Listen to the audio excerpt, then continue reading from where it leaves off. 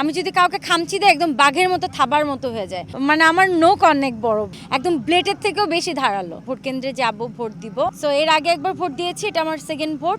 শুধুমাত্র নেতা চাই না, আমরা চাই আমাদের জনগণের সঙ্গী, যেই দলই আসুক আমি সেই দল হয়ে কাজ করব। এখনকার ভ্যালেন্টাইন একটু বেশি ভালো। চুরি করে করে প্রেম ভালোবাসা করতে হতো। আমি আসলে না ওর কাছ থেকে কোনো প্রেমের প্রস্তাব পাই না, ওকে ব্লক করে দিয়ে না তোর সাথে আর বন্ধুত্ব রাখবো না, ও পাগলের মতো আমাকে খুঁজতো। এটা আমার কাছে খুব ভালো লাগতো। এতটাই জামাই পাগল হয়ে গেছি, আমি সবাইকে ভুলে গেছি। আমি এতটা জামাই পাগল হওয়া ঠিক না, আমার একটু নিজেকে সংযত রাখা উচিত। মনে হয় যে না, আমার জামাইয়ের কাছে কি বেশি সস্তা হয়ে গেলাম, আমি এখন দাম দিচ্ছে না আমাকে। 1 ঘন্টা পরে আমি আবার বুঝি, আমি নিজেকে নিজে রিয়েলাইজ করতে পারি। আলহামদুলিল্লাহ খুব ভালো। কোনো মানুষের সাপোর্ট পেলে না তখন লাইফটা এমনি প্রফুল্ল হয়ে যায়। যখন মনে হয় যে কেউ আমার ভালো চায়, কেউ আমাকে মন থেকে অনেক ভালোবাসে, আমার পাশে ছায়া হয়ে আছে, তখন সবকিছুতে একটা শক্তি কাজ করে। সো আলহামদুলিল্লাহ সব মিলে অনেক ভালো আছে। সাজিলের সব থেকে অপছন্দের, আমার যেটা অপছন্দের, ও মানুষকে খুব পচায়। সে হাসতে হাসতে মানুষকে খুব মানে বাজেভাবে পচায়। এটা খুবই ফানি ওয়েতে, কিন্তু আমার কাছে এটা ভালো লাগে না। কারণ অনেকেই আছে যে মনে কষ্ট পায় বা ইনসাল্ট ফিল করে, বা একটা মানুষের অনেক মানুষের সামনে সে অপমান ফিল করতে পারে। সো ও এটা বুঝে না। ও না মানে খুব সহজ সরল।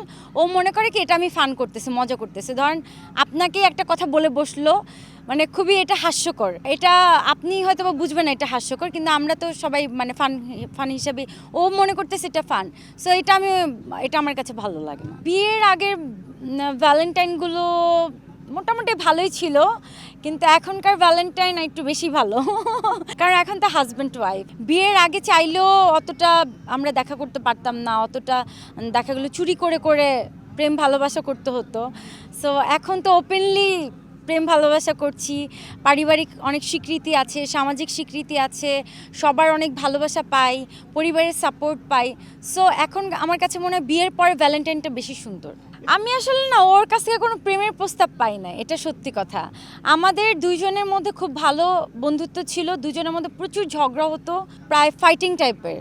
হ্যাঁ, আমি ওকে ব্লক করতাম, ও আমাকে মানে অনেকবার ফোন দিত, ফোন দিয়ে পাইতো না, এর নাম্বার থেকে ওর নাম্বার থেকে ফোন দিত, আমার রাগ ভাঙাইতো। এটা আমার কাছে খুব মজা লাগতো। সো আমি যখন দেখলাম যে না, আমার এরকম একটা বন্ধু আছে যে কিনা আমাকে পাগলের মতো করে খুঁজে, মানে আমি যখন হারিয়ে যেতাম, মানে ওকে ব্লক করে দিয়ে না তোর সাথে আর বন্ধুত্ব রাখবো না, ও পাগলের মতো আমাকে খুঁজতো। এটা আমার কাছে খুব ভালো লাগতো। তো এইভাবেই ধীরে ধীরে ওর সাথে আমার সম্পর্ক তৈরি হয়। তো এরকম ঝগড়ার মধ্যে ও একবার আমাকে বলল যে আমি তোকে অনেক ভালোবাসি, মানে আমি তোমাকে অনেক ভালোবাসি। তা আমি ব্লক করে দিয়েছিলাম, ও আমাকে মেসেজে আই লাভ ইউ বলেছিল। তো ওইভাবে যে আমি তোমাকে ভালোবাসি, ফুল দেওয়া, গিফট দিয়ে প্রপোজ করা, এরকম প্রপোজ ছিল না। তো রাগ ভাঙানোর জন্য সে আমাকে ভালোবাসার কথাটা বলেছিল। তারপরে আমারও মনে হয় যে ওর সাথে ঝগড়া করে আমিও থাকতে পারি না। এরপরে মনে হয় যে না, আমিও মনে হয় মন থেকে ওকে ভালোবাসি। এইভাবেই সম্পর্কটা হয়। নায়িকা হওয়ার আগে আমার লাইফে ফার্স্ট প্রেমের প্রস্তাব পেয়েছি স্কুল জীবনে। আমার স্কুলে আমার মাটির মধ্যে একজন মানে আমার নাম লিখছিল মাটির মধ্যে। হ্যাঁ, মাটির মধ্যে। তা আমি স্কুলে বারান্দাতে, স্কুল তো আমাদের 4-5 তলা স্কুল থাকে না, তো আমাদের বারান্দা ছিল টিফিন টাইম। তো আমি বারান্দায় দাঁড়ায় আমি দেখতেছিলাম যে ও আমাকে ইশারা করে মানে মাটিতে লিখতেছে ইশারা করে।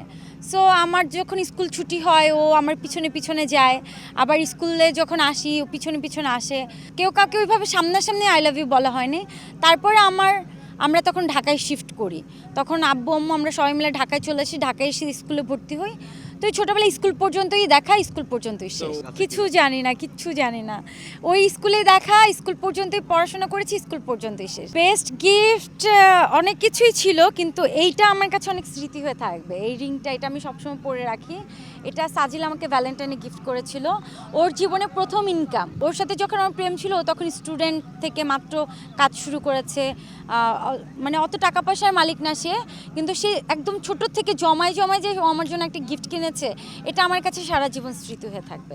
আমার শাশুড়ির সাথে আমার অ্যাডজাস্টমেন্ট খুবই নাইস, একদমই খুবই ফ্রেন্ডলি।